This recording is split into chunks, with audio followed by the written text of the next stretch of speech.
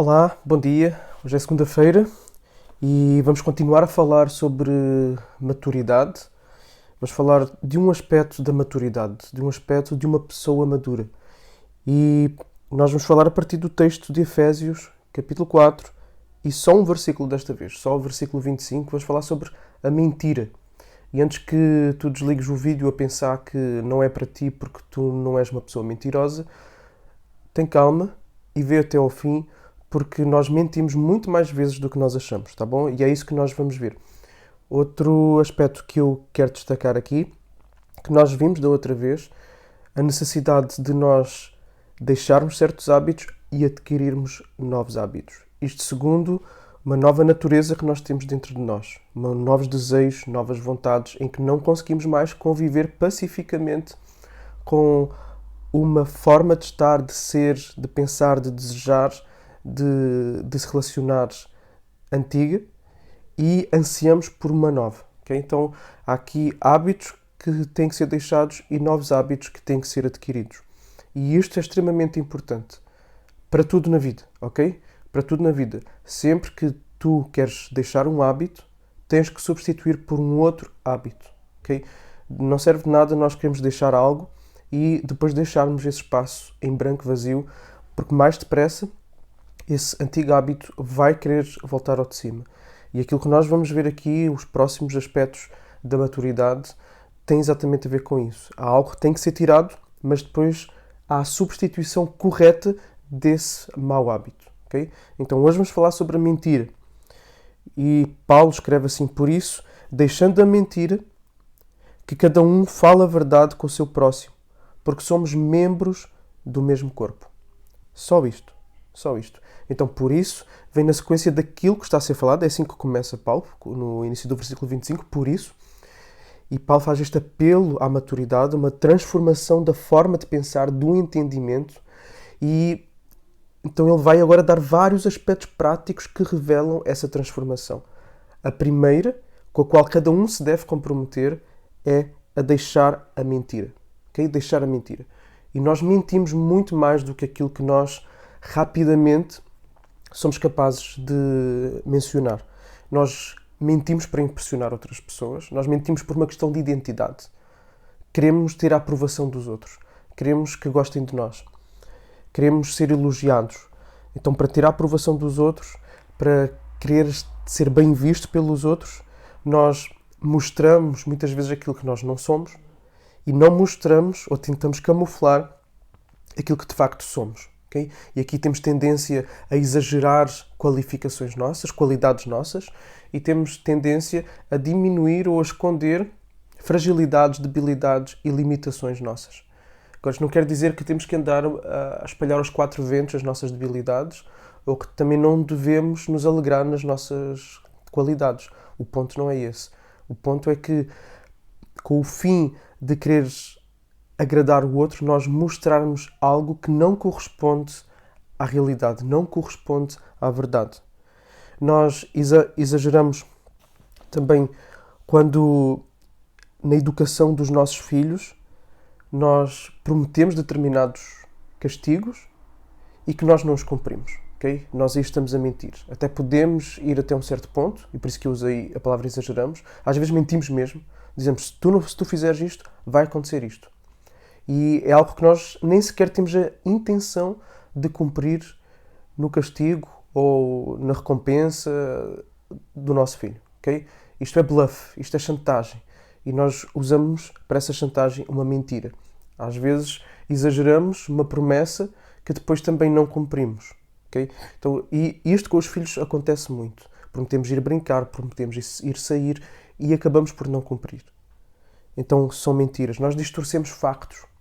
Nós queremos nos vingar de alguém e acabamos por exagerar um defeito dessa pessoa ou só colocar um defeito dessa pessoa quando estamos em conversa com outra e os outros só vão ter a imagem dessa pessoa a partir desse defeito que nós colocamos.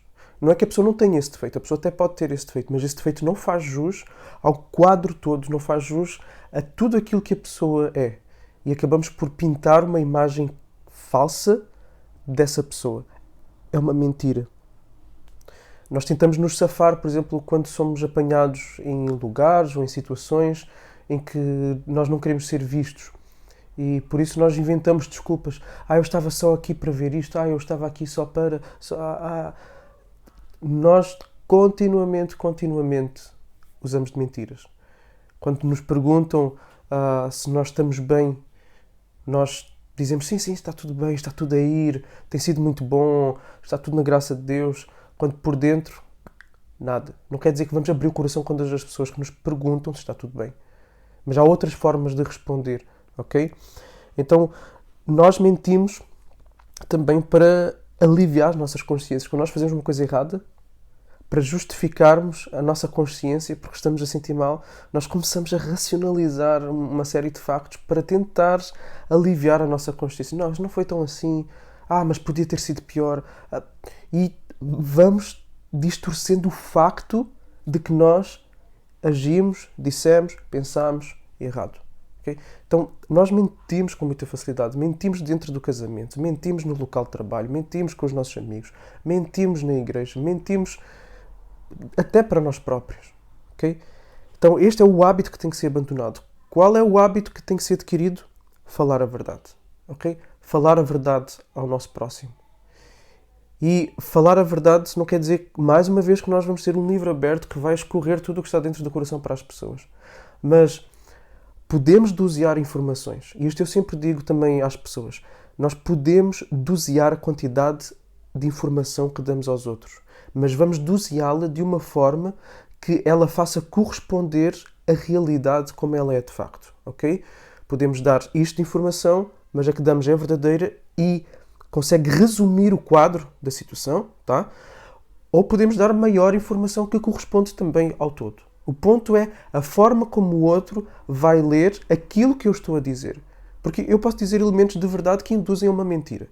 Intencionalmente. Então, eu disse a verdade, sim, vou para casa contente, eu disse a verdade, eu não menti. Então, mas nós estamos a induzir a pessoa a querer numa coisa que não é, ok? Então, omissões, distorções que levem a pessoa a pensar em algo diferente daquilo que de facto é mentira. Então, devemos dizer a verdade, podemos dosear a informação, sim, mas tem que corresponder ao quadro geral da verdade. E depois Paulo vai dar o porquê. Porquê é que nós temos que deixar a mentira e falar em verdade? Porque somos membros do mesmo corpo. E aqui estamos a falar da unidade. A mentira corrói a unidade. A verdade promove-a. A mentira destrói qualquer relação de confiança. Quando nós somos apanhados numa mentira, as pessoas deixam de confiar em nós. E ninguém gosta que mintam para si. Ok? Então, se alguém vem e me mente continuamente, a relação de confiança vai ser quebrada. Vai deixar de haver amizade. Vai deixar de haver intimidade. Vai haver um ambiente de insegurança. E isso é possível ver nos casamentos, nas relações contratuais, no trabalho, entre professores e alunos. Deixa de haver confiança. E isso destrói a unidade. E na igreja isso é absolutamente fatal. Por isso, a verdade promove a unidade. A verdade mesmo que me diga assim, eu falhei, eu preciso de ajuda. Olha, eu não estou bem. Aliás, há muito mais unidade quando nós fazemos esse tipo de afirmações, porque isso gera compaixão, gera entreajuda, gera oração. E a unidade é promovida por essa verdade, ok? É promovida por aquilo que nós declaramos ser, em que nós nos juntamos por aquilo que somos e nós não corremos o risco de sermos separados por termos afirmado aquilo que nós não somos, ok? Então, a verdade, ela deve existir por causa da unidade. Unidade no casamento, unidade na igreja, unidade no trabalho, unidade nas amizades. A unidade é promovida pela verdade. A mentira destrói-a. Então, tenta, aqui um desafio prático, tenta num caderninho, numa folhinha, fazer uma lista. Por exemplo, na educação dos teus filhos, quando tu interages com alguém diante das tuas falhas, como é que tu lidas com o pecado teu contigo próprio, a tua consciência. Então, tenta fazer uma lista de onde tu achas que muitas vezes tu passas uma ideia que não é a da verdade, ok? Induzes a mentira a ti próprio e aos outros. Então faz uma lista de 2 ou 3 e depois coloca à frente a forma correta de lidar, o hábito correto para se adquirir. Como eu posso dizer a verdade numa situação destas?